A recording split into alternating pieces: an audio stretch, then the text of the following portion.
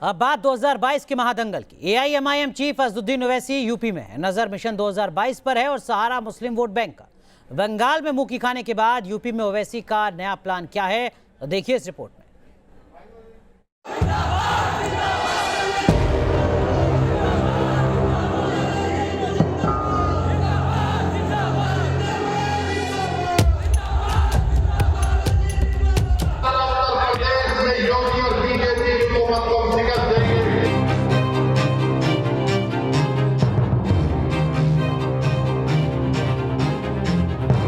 अगर उन्होंने भारतीय जनता पार्टी को चैलेंज किया तो भारतीय जनता पार्टी का कार्यकर्ता उनके चैलेंज को स्वीकार करता है।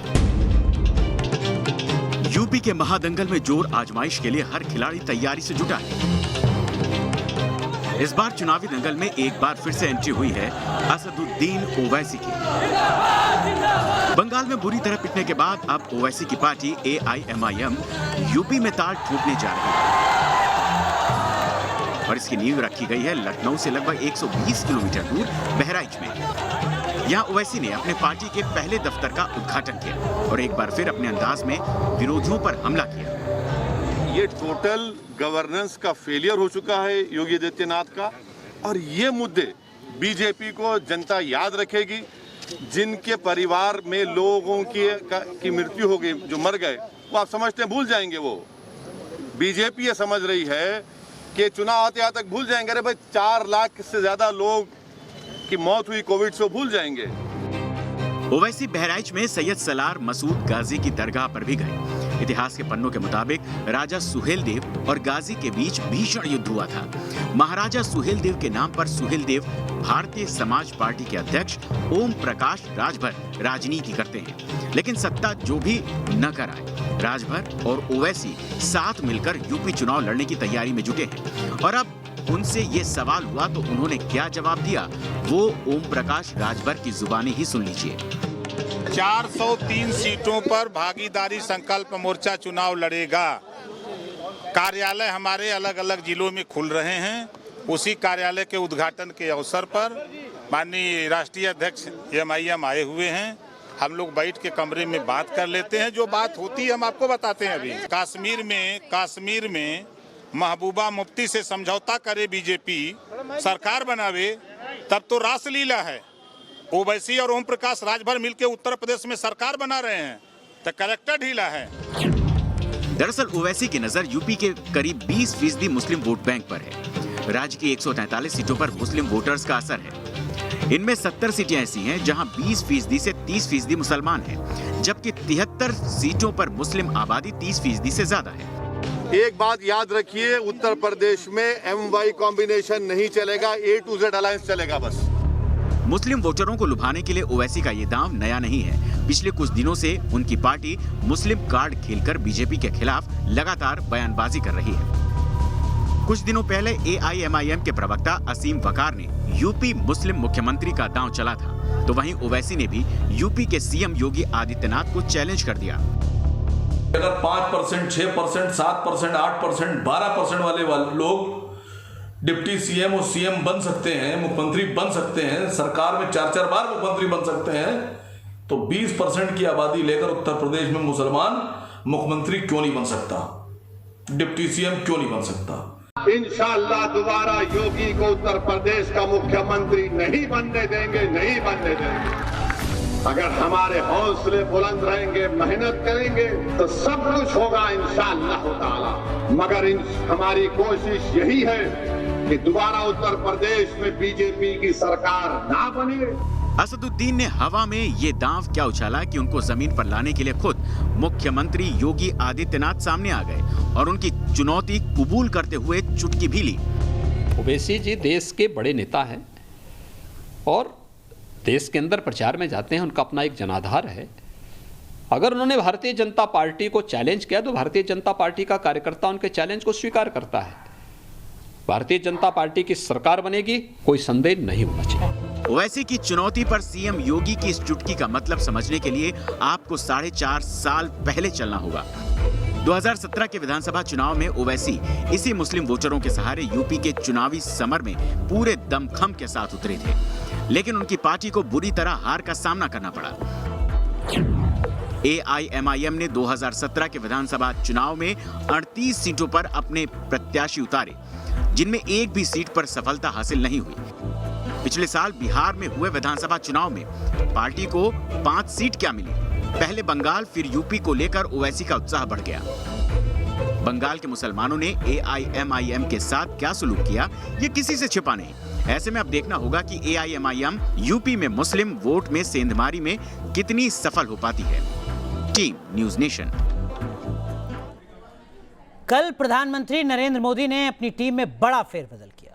43 मंत्रियों ने शपथ ली। केंद्रीय कैबिनेट में हुए इस बदलाव में यूपी से 7 मंत्रियों ने शपथ ली, यानी अब टीम मोदी में यूपी से 15 मंत्री शामिल हैं। यूपी से जिन चेहरों को मंत्रिमंडल में शामिल किया गया है उसमें सोशल इंजीनियरिंग का खास ख्याल रखा गया है।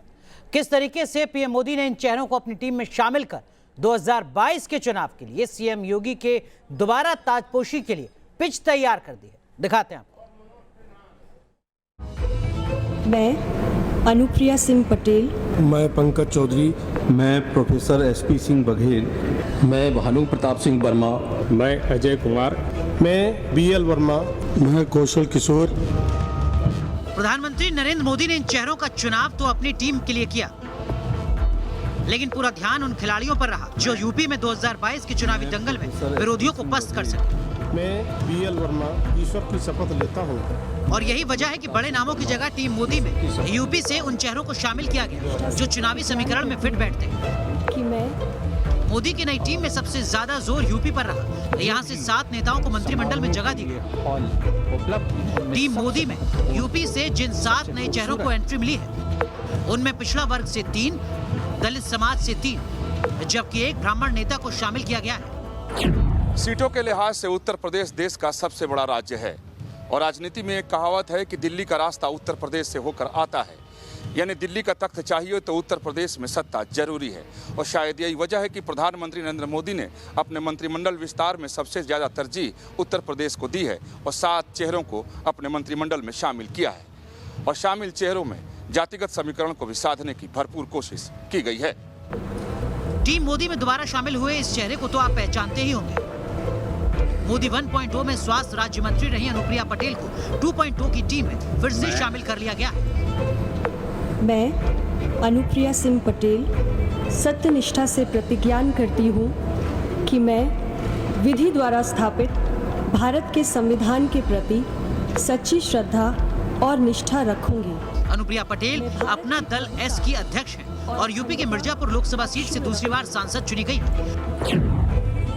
अनुप्रिया पटेल यूपी में कुर्मी वोट बैंक का सबसे बड़ा चेहरा मानी जाती है। पूर्वांचल और बुंदेलखंड के कुर्मी वोट बैंक पर अपना दल की अच्छी पकड़ मानी जाती है। यूपी में अपना दल के 2 लोकसभा सांसद और 9 विधायक और 1 MLC है। यूपी में 2014 से अपना दल और बीजेपी का गठबंधन है। 2014 में बतौर यूपी बीजेपी प्रभारी अमित शाह इस गठबंधन के सूत्रधार थे। अपना दल किसी चीज़ के लिए परेशान नहीं होता है। आप ने जो बात कही उससे मैं सहमत नहीं हूँ, चाहे उत्तर प्रदेश हो चाहे दिल्ली हो। हम सिर्फ एक चीज़ के लिए चिंतित होते हैं कि हम ज़्यादा से ज़्यादा कमज़ोर, वंचित, पिछड़े दलित समाज के हकूक़ की आवाज़ कैसे उठा सकें। यही हमारा कर्तव्य है, यही हमारा संकल्प है, यही हम निरंतर करते हैं। पद आते जाते रहेंगे, हम अपना काम करते रहेंगे। यह है VL वर्मा। अगर आप यूपी से नहीं हैं तो हो सकता है कि इस चेहरे से आप वाकिफ ना हो। ऐसे में सबसे पहले हम आपको इनके बारे में बता देते हैं। यूपी से पहली बार राज्यसभा के सांसद चुने गए हैं। बदायूं के रहने वाले BL वर्मा OBC समुदाय की लोधी जाति से आते हैं। पश्चिमी उत्तर प्रदेश के साथ साथ रुहेलखंड के इलाके के लोध वोट बैंक पर इनका बड़ा असर है।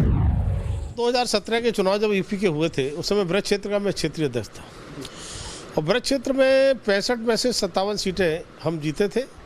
और उस समय माननीय प्रदेश अध्यक्ष थे केशव प्रसाद मौर्य जी, उन्होंने 265 प्लस की बात कही थी। 265 प्लस हम और हमारे नेता कहते थे, लेकिन हमारा बूथ का कार्यकर्ता, नीचे के कार्यकर्ता अब की बार 300 पार की बात कहते थे और 300 पार करके दिखाया। और जब इस सरकार ने इतने अच्छे अच्छे काम किए हैं तो मैं कह सकता हूं कि 2022 का चुनाव हम फिर से 300 पार करेंगे और सरकार बनाएंगे। जाहिर है दिल्ली से लखनऊ को ये पैगाम पहुंचा दिया गया है कि यूपी के उन दलों को दिल्ली में मौका दिया गया है जिनका असर खुद तो सीमित है, लेकिन वो रिजल्ट पर असर डाल सकते हैं। केंद्रीय मंत्रिमंडल में अपना दल की नुमाइंदगी इसी स्ट्रेटेजी का हिस्सा है। उत्तर प्रदेश के जातिगत समीकरणों पर नजर डालें तो यहाँ स्वर्ण जातियां 18%, इनमें ब्राह्मण 10% हैं, जबकि ओबीसी सबसे ज्यादा 39% है। इनमें यादव 12%, कुर्मी सेंधवार 8%, जाट 5%, मल्लाह 4%, विश्वकर्मा 2%, जबकि दलितों की तादाद 25% है।